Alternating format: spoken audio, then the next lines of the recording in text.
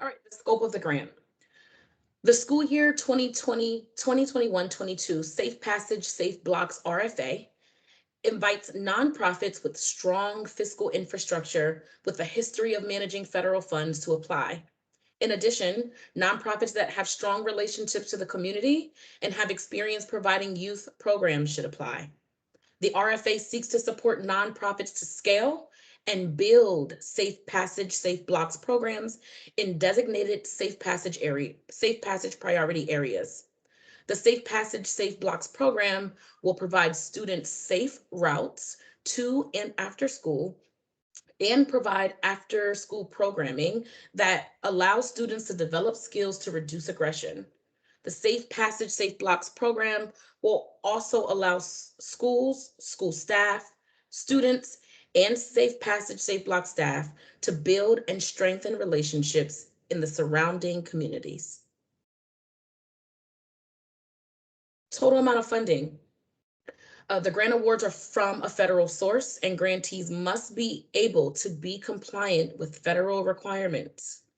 The OST office anticipates awarding up to 7 grants totaling $796,500 in total awards for the start of the program, with the intent for continuation awards in fiscal year 2022 to continue the program through the remainder of the school year. Again, grant awards are contingent upon the availability of funds.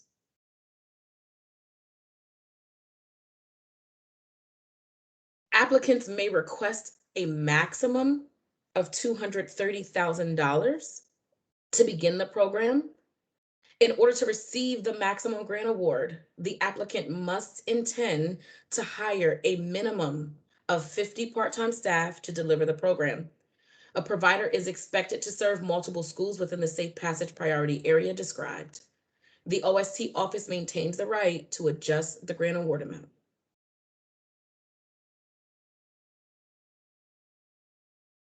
Grant period. The grant period is from September 1, 2021 through September 30, 2021 for this particular grant for the time period that we discussed.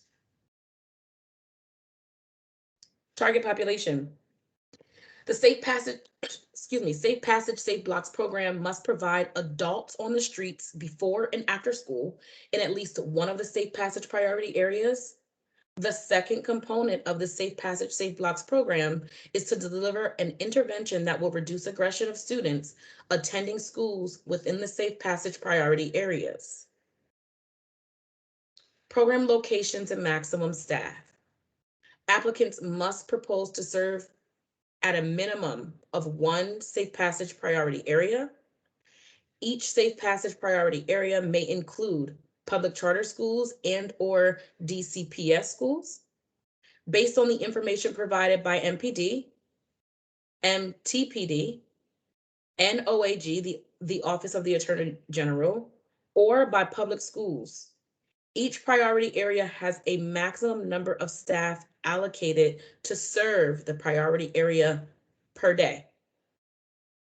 Okay. So this is a slide that shows the 7 different priority areas. This is also included in the RFA.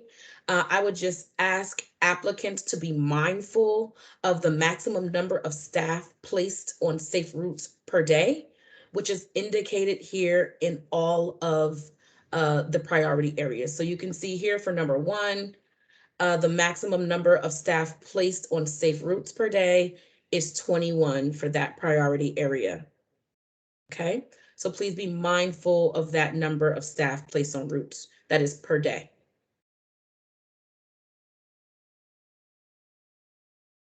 Program design. The Safe Passage, Safe Blocks program must have 2 components.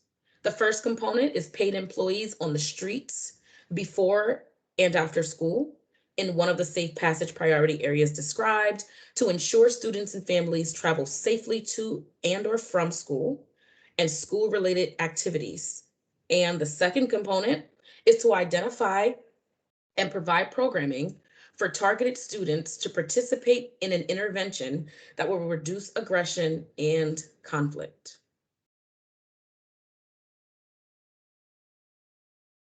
Outcomes. The applicant must describe how the program will achieve outcomes in the 2 target populations described. Examples of outcomes may include, but are not limited to, an increase in student school attendance, decrease in school-based violent incidents, students reporting an increased feeling of safety as they travel to and from school and school-based activities. The community has an increased sense of connection to the school and the applicant. Preference will be awarded to applicants that obtain more than one outcome.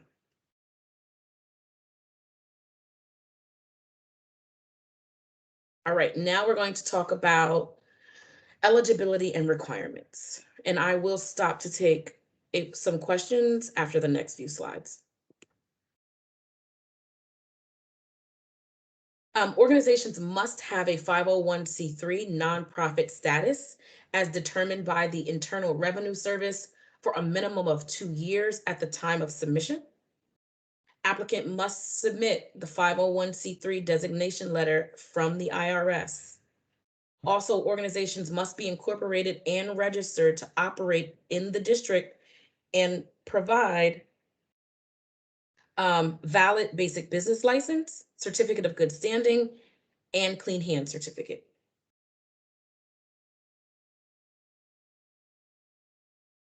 Financial requirements. Organizations must be able to show a strong history of managing federal funds or demonstrate the ability to manage federal funds. The applicant must include copies of current balance sheet and profit loss statement, 2 years of the most recent IRS Form 990 or 990-EZ, 990-N, and any additional schedules filed, board-approved organization budget, a program budget, and 2 years of audit reports conducted by an independent CPA and completed within the last 24 months. Grantees must have financial management protocols to comply with federal regulations, especially 2 CFR 200.302. We will talk about some other caveats in that federal requirement. Grantees must also have cash management procedures and written allowability procedures.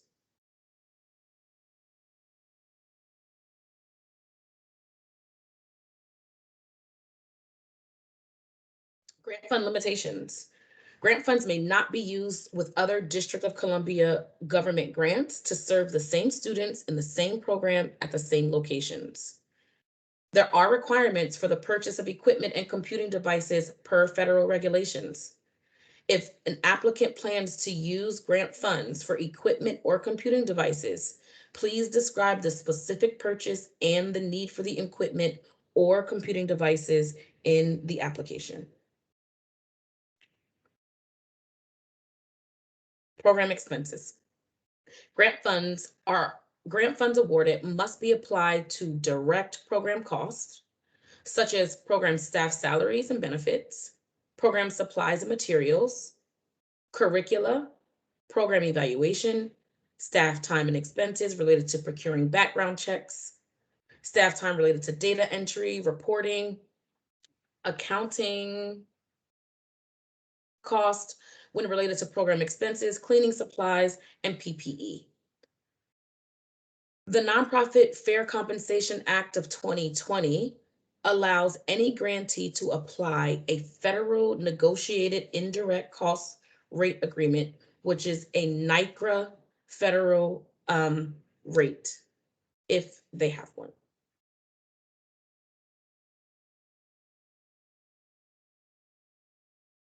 Okay, I will stop there quickly to take any questions for the previous slides that have been addressed. So one of the questions in the only question. Sorry, I can't see the chat. My apologies. Yes. Yep. The only question in the chat box, and please, 2 things. If you do have a question, please add it into the chat box. If we cannot answer it, we will answer it in the questions and answer document, which I will get to in a little bit. Excuse me, but the the question there is the $230,000 for the entire year?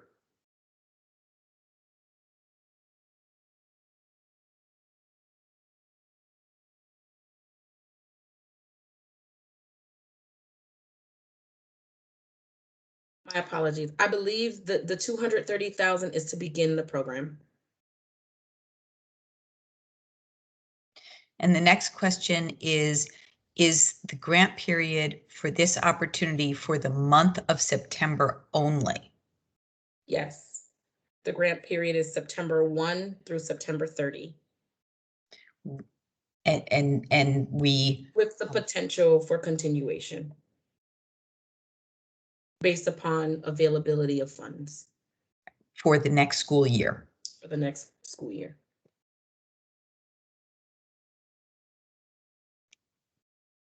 And someone is typing right now.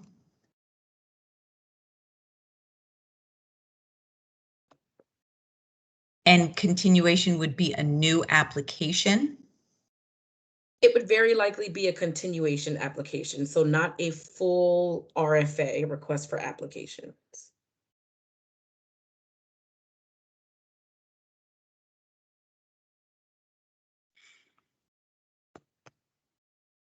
Any other questions at this point?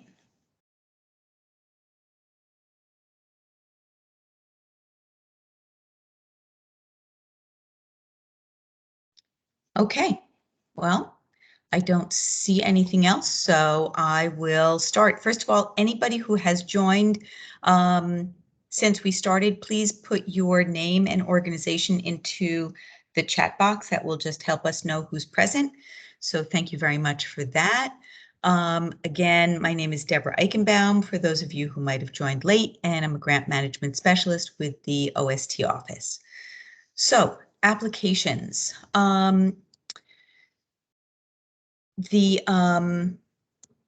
Sorry, one second. There we go. Application submission. Applications that fail to follow the requirements, do not meet eligibility, or fail to submit all required documents will not be considered. Applications and attachments must be submitted by Monday, August 23rd at 5 p.m. Successfully submitted applications will receive a confirmation notice via the browser upon completion. Applicants should print the confirmation as evidence of submission. You can also just take a screenshot or even a picture with your phone, something to document that came in. Applications without a confirmation or without evidence of submission, late or incomplete applications will not be reviewed. It is important to read the entire RFA carefully, not just the questions in the narrative. Submissions with any missing application attachments are considered incomplete and will not be reviewed. The application will not be reviewed if the applicant fails to submit all documents. Additional documents not requested will not be reviewed, and will be removed from the application materials. Documents that exceed the page limitations will also not be reviewed. The narrative. Responses should be written according to the sections in the same order to receive maximum point allocation. Organizing the narrative by sections with the corresponding header is suggested. This is exactly what we tell reviewers. So if an answer is found in a separate section, you may not receive points for it, since reviewers are told that they only need to score one section at a time. We also ask that you put yourself in the reviewer's shoes. And in fact, here's my shameless plug, be a reviewer, sign up to be a reviewer. You would not be allowed to review for a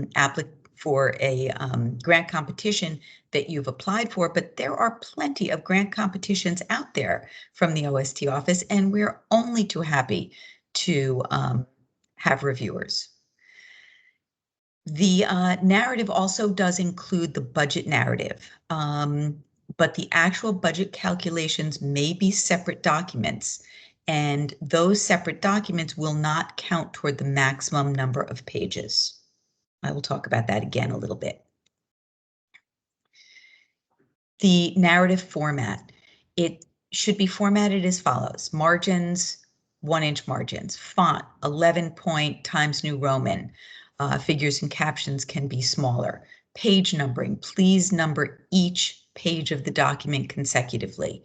Use single spacing, the use of tables, graphs, or charts is definitely permitted in your narrative, but it will count toward the narrative page limit. And the 10 pages is the maximum for the narrative. All of these details are important, so please follow them. The budget, excuse me, as I said before, the budget narrative is included in the overall count of maximum pages, which, as I just said, is 10 for the narrative. And that budget narrative is part of the actual overall narrative. The budget itself does not count toward the narrative pages. The financial documents and attachments can be any length and any format. If you would like a template, we're happy to provide you a template for a budget, but you can use any format that your organization is comfortable with. Excuse me, provide the program and organizational budgets, detail how the grant award will be used, describe other sources of funding and their status, and provide all necessary documentation. Important dates. So the RFA was released on Friday the 23rd. Today is the grant information session. Tuesday, August 17th is the last day that questions may be submitted. And Friday, August 20th is the last day that answers will be published. The completed applications are due on August 23rd by 5 o'clock. That does not mean 5:05. It will literally cut you off and not allow you to submit your application. Earlier is always better. August, the remainder of August, if we have questions to applicants to clarify, we will ask then. And obviously in September, awards will be announced via email. Please make sure that the email, as stated in the application, rfa.sy21-22@dc.gov, is that you allow that in your email to not get caught in spam. Questions and answers. Please submit all questions to that email I just stated, no later than August 17th. The answers will be published beginning August 4th and will be updated regularly as questions are received, with the final publication date of August 20th.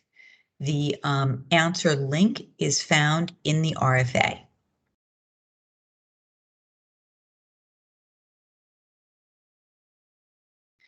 Okay, review process.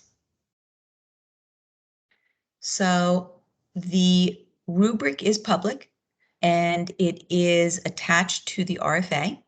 Please read it, understand how the narrative is being scored. The rubric consists of 4 sections. Each row will be scored from a 1 to a 4. Checkboxes are listed under each description, and applicants will receive completed score sheets at the end of the process.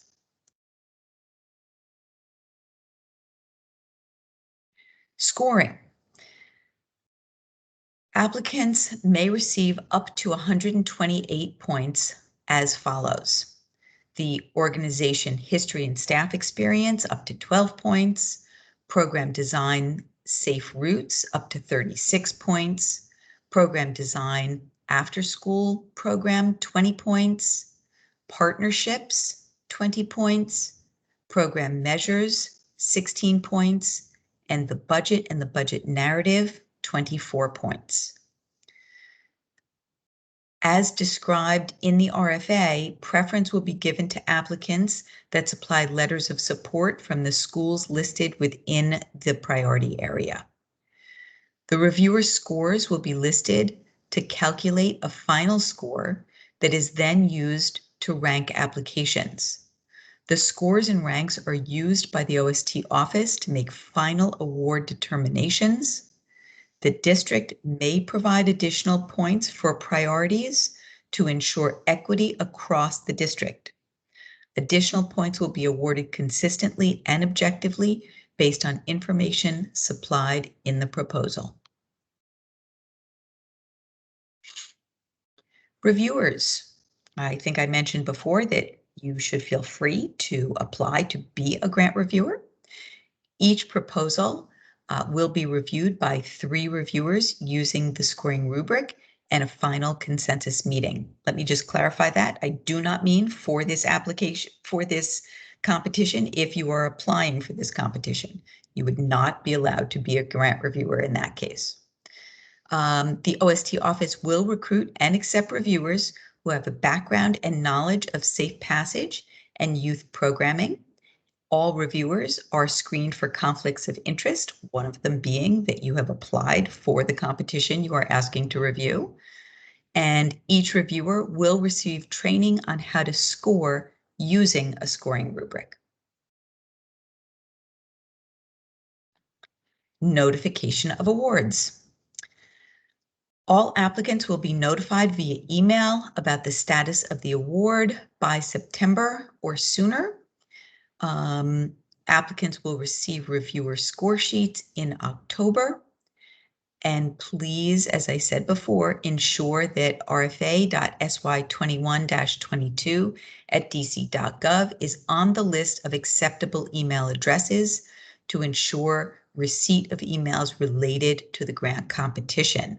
That way we can make sure that it does not get stuck in spam because it is not a typical email address. All funding decisions are final and are not subject to review, appeal, or protest. Grantee requirements. This slide shows a general list of grantee requirements.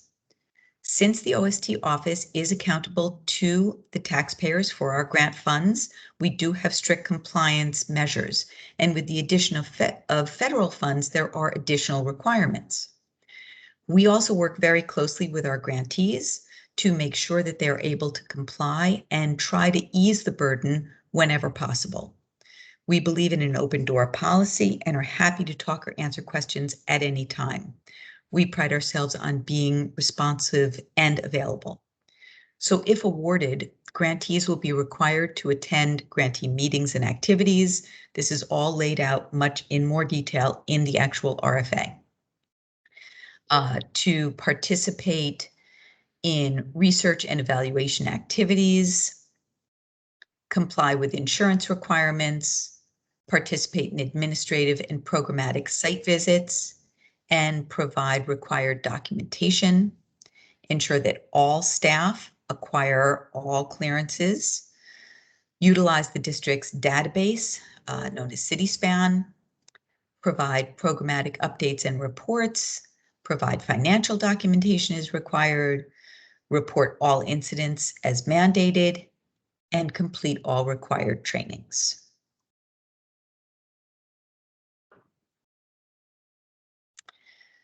Training and certification. In addition to the mandated reporter, bullying prevention policy, cardiopulmonary and first aid training, there are additional requirements.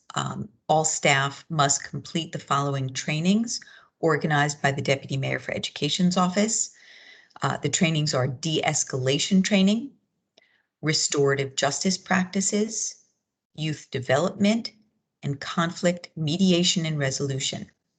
The training hours will not exceed 60 hours and are required for each Safe Passage staff. In addition, grantees must have staff participate in all trainings required by the schools within the Safe Passage priority area. And the applicant must designate at least one staff member to attend the monthly Safe Passage community meetings and the bi-monthly Student Safety and Safe Passage Working Group meetings.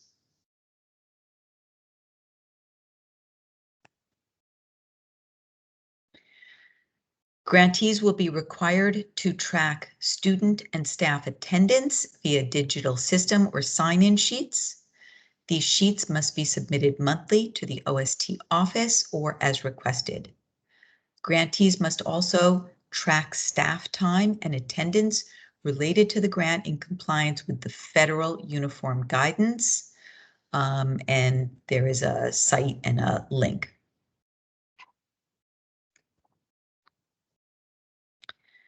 Application tips. Make sure that the application follows the order of the RFA. I said that earlier. Do not submit documents or materials that are not requested in the RFA. I also said that earlier. Budget narrative should be detailed, show the math, and based on each line item in the budget. So really just explain so that the reviewer understands what those numbers are for. Avoid general language. Be detailed and specific, especially when you're talking about your program activities and schedule, how you've used evaluation to improve your program, fully describe the community connection and your partners, and how you're tapping other revenue streams for your program. Make sure that someone can read the narrative and understand what the youth will experience. For example, what will make them feel different going to and from school and why? It is always best to try and write the application as soon as possible and then ask a friend, ask a board member, ask someone who is not intimately involved with your organization to review the application, or it might be a board member who certainly is involved with the organization but doesn't know the day-to-day of the programs. Review the application and score it using the rubric and ask them to be tough. If they're being nice to you, they're not doing you any favors. Use that to then go back and make whatever necessary changes. And ask them to review it section by section, just like we ask the reviewers. So you can actually see where your application might need to have some more meat in it.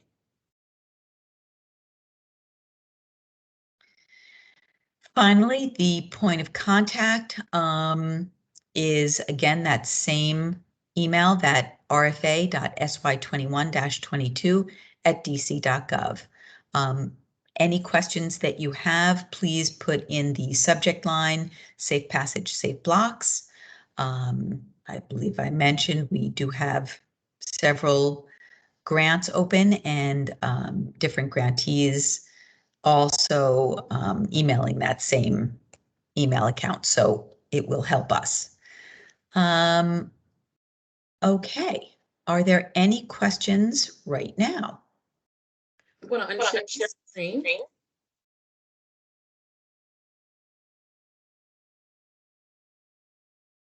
I did see, sorry, I have some feedback here.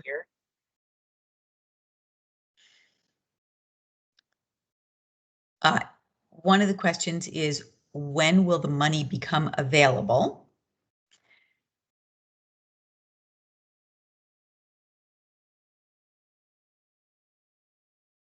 I've seen that question. Laura, I think that was your question. Do you mind coming off mute and clarifying? Yeah, so the reason thanks, Vania. I'm asking because it's $230,000 and it's for the grant period of September 1 through September 30th, correct? Uh-huh. So when will the monies be made available so that organizations would be able to do the hiring they need to implement the program? Like, is it available when they're immediately awarded? Well, I mean, so we have to go through the process. So what will happen is, the application needs to be submitted, the review process will happen. For grantees who are awarded, then we would need to have a formal grant agreement that's sent out. And then once that, the prior compliance needs to be satisfied before that. But excuse me, once the grant agreement is good to go, then we'll send out a grant agreement, which will push forward the PO number. So it's difficult to say exactly when the funds will be available. What I can say is that by way of, we state a 30-day payment time frame for payments. So I don't know if that answers your question, but it really No, does. it doesn't really answer, only because if if the money is to be expended by the end of FY 2021, which is September 30th, but they don't get the money until FY, like I'm not sure. I guess my question is this: I'm new to this, so I'm not asking to be difficult. I just wanted to get some clarity on if they don't have the money, they're unable to, I guess, show receipts having spent all of it by by September 30th. Is there a penalty or what? And maybe we can take this offline, but I hear two different questions, Laura. So we can talk about this a little further if you want. The first question about when the money is available is one answer. And then if the funds are unspent or underspent is another answer. And I think we should probably touch base offline, and then we can answer the question appropriately in the Q&A. I think that's the best way to go about it. Okay, thank you. Sure.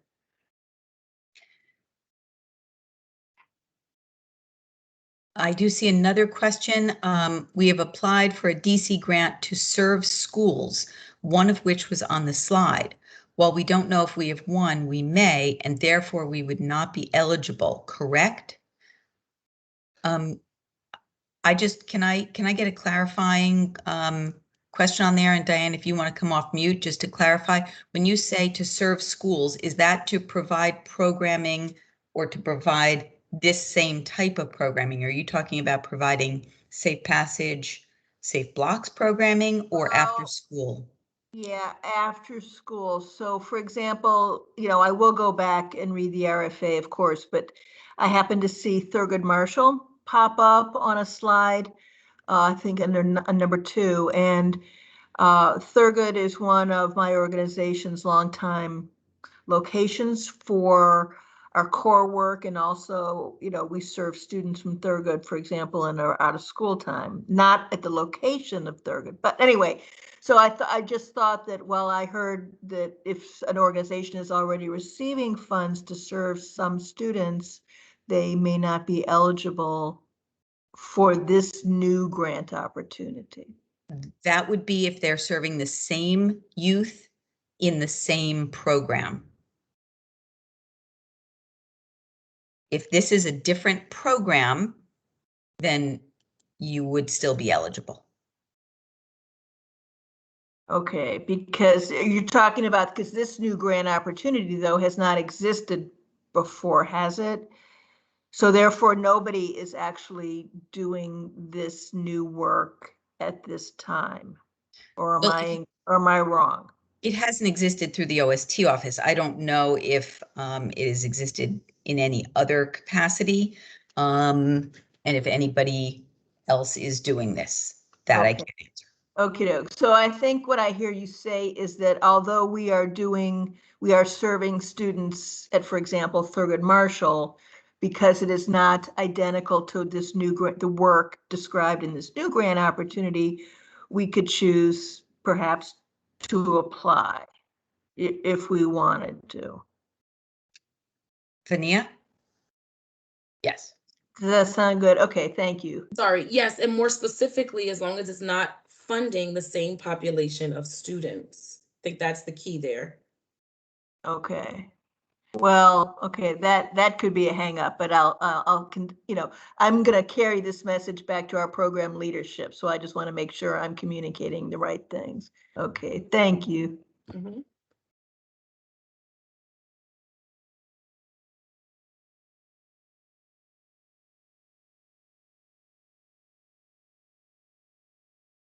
Any other questions that you see, Deborah? Does anyone have any additional questions? Feel free to come off mute and just speak your question. You no need to type it in the chat.